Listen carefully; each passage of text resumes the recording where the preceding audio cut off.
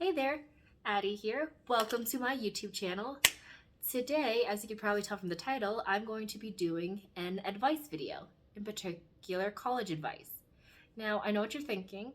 There's a million and one videos and posts and articles for college advice. What to bring or not to bring to a dorm, what kind of professors there are, what to expect, like move-in advice, all of that. I know. But today I'm going to do something a little different. It's going to be more on the personal aspect of college advice. So I have my computer here, going to be reading some points and elaborating on what I come up with. So if you see me looking down, I'm just reading this. And first and foremost, I want to say that I'm not an expert by any means. I'm not saying that if you do these things, you're going to have the most amazing college experience ever. No, only you can make that for yourself. These are just the things that I wish someone had told me when I was starting college. Another thing I want to say is I know right now that a lot of high school students and even college students, if you're transferring, are getting your acceptance letters and deciding where to go. Maybe you've already got accepted somewhere, or you were early decision and you made your decision early on, to which I say congratulations. The next 4 years are going to be amazing. Just do what you can, and hopefully these tips help you out. The first thing I want to say is surround yourself with good friends. This one is a pretty big one. I don't know if you've ever heard that saying, you become like your friends. It is so true, especially as you get older, whether you're moving out into an apartment, you're living on campus, or even if you're still living at home. All these tips can apply to you in some way. So with surrounding yourself with good friends, what I mean by that is find friends who encourage you to do your best and push you out of your comfort zone. In college, there's going to be that temptation to go to parties or to skip out on some homework or maybe skip class because it's not as you're living by your own schedule. It's not like high school where you're basically stuck in school the whole day for 8 hours and you have this period and that period and this period. Now you get to make your own schedule, you have more freedom. So with that, find friends who are keeping you on the right path. Find friends who encourage you to, instead of going to that party, maybe study for that test you have next week. Or instead of waiting for Sunday evening, yes, I've seen students do that, to do your laundry, encourage like, hey, maybe do it Friday afternoon so you'd have the whole weekend to do what you want. And maybe invite you to the library. Hey, I'm going to go study at the library. Do you want to come with me? Things like that. And with the friend thing, I'm not saying that you need to find friends who agree with you on every single thing, who are exactly like you, because one, that's pretty closed-minded, and two, that's basically impossible.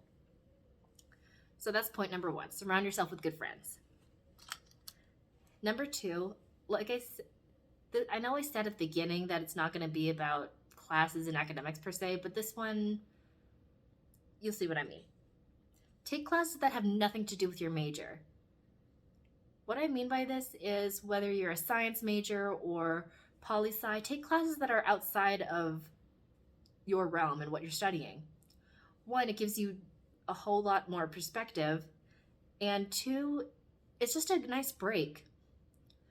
At least with my college, I think every college does this, you need a certain number of electives. And what that means is classes that aren't necessarily a requirement, but can fill your time. So what I did, just to give you an example, I was a math major. I work for a bank now.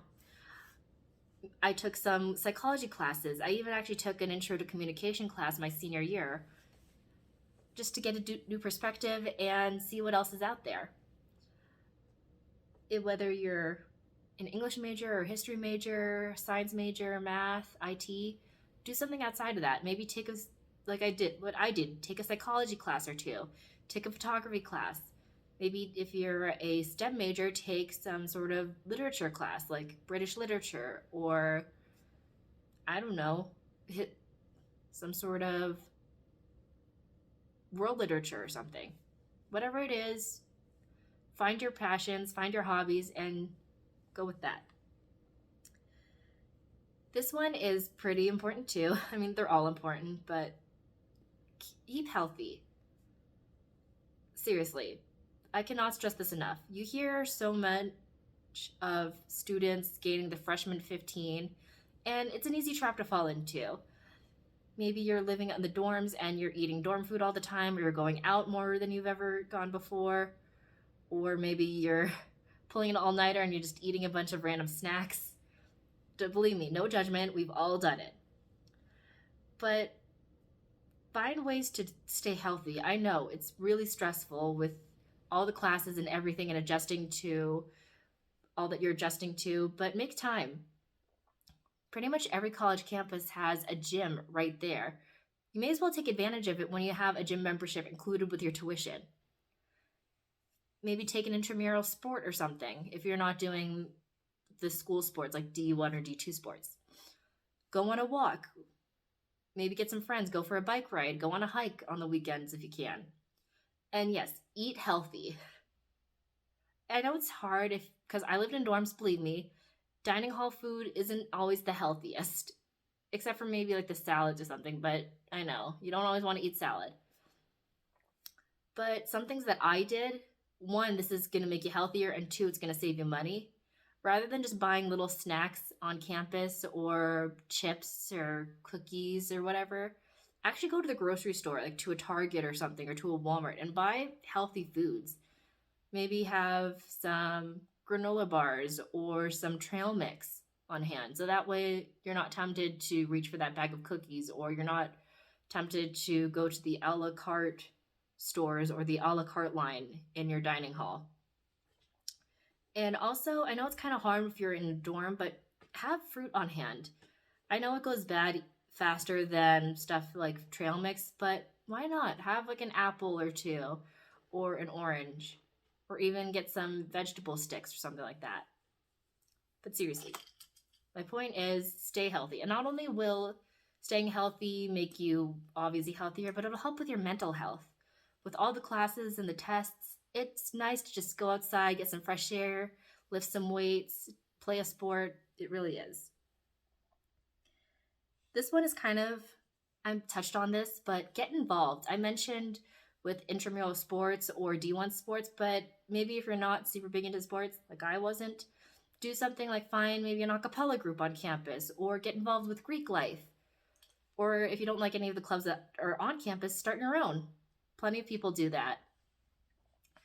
Again, just like with keeping healthy, it gets you out of the classroom, it gets you out of the rut of academics and studying all the time. And again, helps with your mental health because you're filling your time with something for fun that you want to do. But be careful with this. A lot of people think that they need to do 20 different things in order to have a really solid resume. That's going to hurt you. I know I said this wasn't going to be an academic sort of run-of-the-mill advice video, but I got to say this. Doing 20 million things, one, you're not going to have time, I guarantee you right now. And two, when you're applying for jobs, employers don't like seeing that you did a little bit of 20, 30 different things. They like to see that you committed to maybe 2 or 3 things. So if you're a freshman, maybe take 1 or 2 clubs that you really, really get into. For me, I was super involved in public speaking club. That helped me a lot. It was a lot of fun, and it's definitely benefited me here with making YouTube videos. And I also went to a very business-oriented school, so that helped with presentations. I also got involved in the choir at my college because I love music, I love to sing. So things like that. And it also got me off campus sometimes because we would do performances for another college in the area that I was. Well, not really the area, but in the same state. So that was really fun. This one is hard for some people to grasp, but let me tell you, it's huge. Whether you're living at home, living in a dorm, getting your own apartment, moving an hour away, 24 hours away, no matter what, keep a strong relationship with your family, especially your parents. I get it. You're 18 or 17, 19, whatever age you are. You're getting out of your parents' house, or you finally feel like an adult because you're going to college, you're going to have more freedom. But seriously, parents are going to be your biggest support, or grandparents, siblings, whoever you live with, or whoever your support system is. One, they have a lot of knowledge themselves, especially if they went to college, then you can share experiences and ask them for their advice. Like, hey, what do you think about this? Or what sort of classes would you recommend? Or what were your experiences like? Even if they haven't gone to college before, you can tell them about your experiences for them to kind of maybe live vicariously through you, but also get to know your parents better, because relationship with your parents changes as you get older. Obviously, when you're 3, you are depending on them for food, shelter, a safe space, all of that. But when you get more independent, you kind of drift away from your parents, which is a normal thing. I'm not bashing that. But it's a time for you to keep that relationship, and not just keep it, but evolve it. So definitely parents are going to be a huge supporter in all of that. When you're stressed or when you're happy, when you're starting a new relationship, making new friends, they're going to be your biggest cheerleaders. They're going to have your back all the way. Guarantee it. They may not always express it perfectly, but trust me, they do. This one applies to people who do live on campus in a dorm or an apartment. Get off campus. This may sound pretty basic, but it really does help. When you've got so many different things going on, whether you're in Greek life, or you've got this sport, or you've got practices, or you've got meetings, you've got with your group or your professors, take some time to get off campus. I know not everybody has a car and maybe not everybody can drive, but if you live near a city or if you live in the city, it's not that hard. There are buses, there are trains, Uber's a thing now. Or maybe even ask a friend who has a card and say like, hey, why don't we go to this place? Why don't we go shopping on Saturday? Or why don't we check out this new restaurant? Or why don't we go to this little town and just walk around and see these parks? Again, it gets you outside. It gets your mind fresh again. Trust me, off-campus sort of outings, they are the best. And these two kind of go hand in hand. Number 1 is read a book. I know, you're already thinking this. Oh my gosh, I've got 7 million other books I'm going to have to read for this class and that class, my science class, my math class, and I've already got 3 books that I'm reading for this English class. Yes, seriously, read. I remember I had an English teacher, she would always say, read, I don't care if it's a 20-page comic book or a 7,000-page series. Seriously, I know if you're living in a dorm, you're not going to have a ton of space for a lot of books, but maybe bring a Kindle or have a Kindle app on your phone. Or if you have an iPad, like iBooks or a thing. And they're a lot cheaper than even paperback books. And of course, old school, the library. I know they have a lot of textbooks and reference sources, but they also have novels too. Seriously, read fiction. Again, it's going to make your mind clear, but it's also going to help you, because when you read fiction, the language parts of your brain are stimulated, so you're going to actually remember more. And maybe in the long run, it'll help you in some of your classes. You never know. My final point, this one is really big for me, and it's very personal. Just one second, I'm just reaching down to grab it. Keep a journal. Seriously, I cannot stress this enough. I have a whole stack of journals over there. This is the one I'm currently writing in. I'm actually almost done with it, as you can see. I only have this much left to write in. But keeping a journal, not only does it serve as a little time capsule, but you'll have a way to just reflect and pour out all of your stressors, all of the things you're going through, the happy things, the stressful things, the sad things. It's just a great way to kind of have a little companion in a journal. Of course, talk to your friends, talk to your family about what you're going through, but it's also nice to have some things private for yourself. I know not everyone's into journaling. Maybe not journaling per se, but take lots of photos, make a photo album, make a specific Instagram account maybe, if you're into that, I don't know. or even have a YouTube channel. Anyway, those are my tips with college advice. Hopefully this has helped you. Again, if you are going to college, congratulations. If you've gotten acceptances, congratulations. If you're waiting, just hang in there. As I mentioned at the beginning of this video, obviously these are not definitive ways to have the best college experience of your life or of anyone on earth. These are just my takeaways and the things that have really helped me. And not only does it help with college, but even also in the workforce, in the work world. Seriously, after you graduate or even while you're going to school, maybe you're working, you're going to be spending a lot of time working or studying. Just find ways to have fun. Hang out with friends, go exploring, try new restaurants, try new foods, do what you can, because college is amazing, but it's not going to last forever. It's going to be gone like that. Trust me. I graduated, oh my gosh, almost 5 years ago. It's a little insane.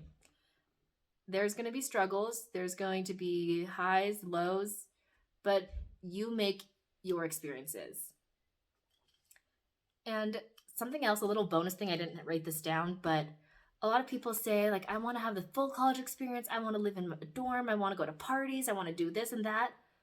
Only you, yes, you, can define the full college experience. I would say even if you're living kind of locally to where you're going to college, one, live with your parents.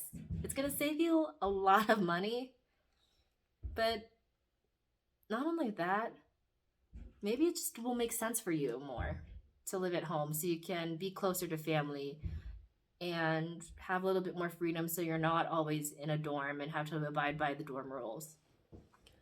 So those are my tips for you. Hopefully they helped you out. Leave a comment down below what you think. If you'd like to hear some more advice from me, if you have any other ideas for videos, I'm all ears. And maybe if you have your own advice for college, put it down below. We can have a whole community going down there. And thank you so much. Have a great rest of your week.